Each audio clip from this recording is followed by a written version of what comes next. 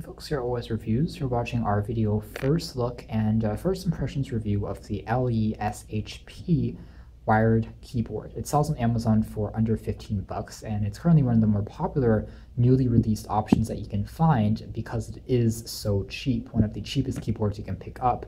And at this price point, it really isn't bad. You can get it in two colors, black or white, and it reminds me of a Lenovo keyboard just because of the way that the keys are individually domed and kind of curved at the bottom, as you can see there.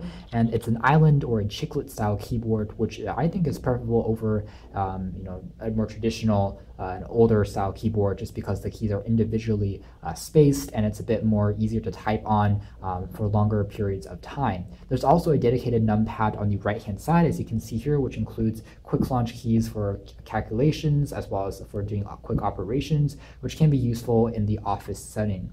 One other thing that sets this keyboard apart from other very cheap membrane keyboards is the fact that the keys are individually removable. As you can see here, I popped off the end key to show you guys how this works. So you can see that there's actually a spring underneath here, but what this means is that if individual keys break or if they get worn down over time or if they get dirty, you can actually pop off each of the individual keys and then wash them, just like a mechanical keyboard. So it's almost like a semi-mechanical keyboard that emulates some of the better aspects of that and brings it here. With that being said, it's still definitely membrane in the sense it doesn't have nearly as tactile as a feeling when you type. It's not quite as loud, so that might be a benefit if you are in an office environment. Comes with a fairly standard 1 meter long cable length that connects using a standard USB 2.0 port onto any PC or Mac without any drivers which are needed. And there are a few customizable keys here, like the function key, which is highlighted red, that I do like, in addition to a row of function keys on the very top here for media controls, volume, spacing,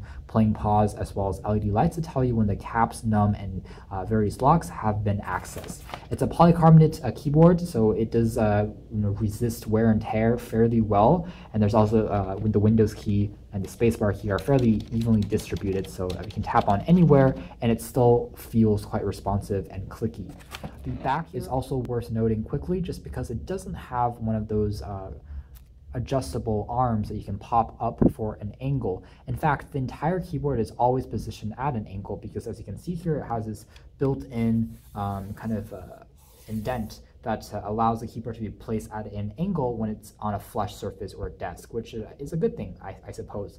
But on the downside, it's definitely a bit more bulky, takes up a bit more space than a more travel-friendly keyboard. It includes rubber feet that prevents it from sliding around on the surface or desk. And finally, the bottom also features a bit of info about the company. Very generic, just says keyboard on it. But all in all, again, a pretty easy to type on, comfortable, full-sized experience. You can get used to it, I would say, very quickly. I like the font size. I like the way that the keys are laid out. And again, very reminiscent of a Lenovo keyboard. So if you've typed on one of those keyboards, you get a similar experience here, not only with the look, but also with the feel. So it's one of the better island-style cheap alternatives out there. You can learn more details about this in our official written article, which is coming up soon. But for now, this has been our video. Thanks for watching here at OS Reviews. This has been the sub $15 LESHP Island Wired